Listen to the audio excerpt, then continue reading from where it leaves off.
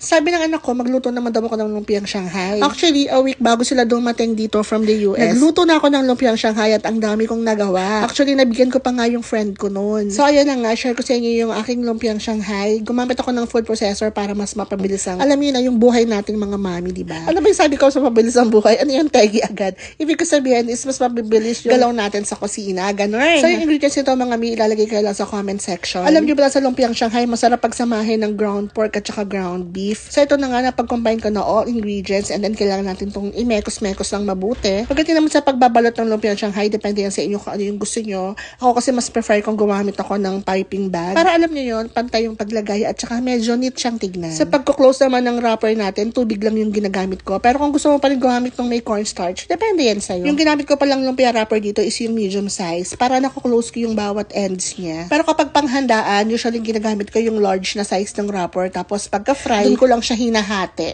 And since hindi naman ito panghandaan at kami-kami lang naman din yung kakain, so okay lang na ganito kalaki yung kakainin namin para talaga namang kain malala kami. Sa pag-fry naman, huwag masyadong lakasan yung settings mo para hindi yung luto yung labas tapos kilaw yung loob. Sa sausawan kayo pong bahala, sa akin kasi ketchup masarap na, yung iba sweet chili sauce. Yung iba naman gusto suka, ganun. So paano mga mi, kain malala na naman. What is involved in?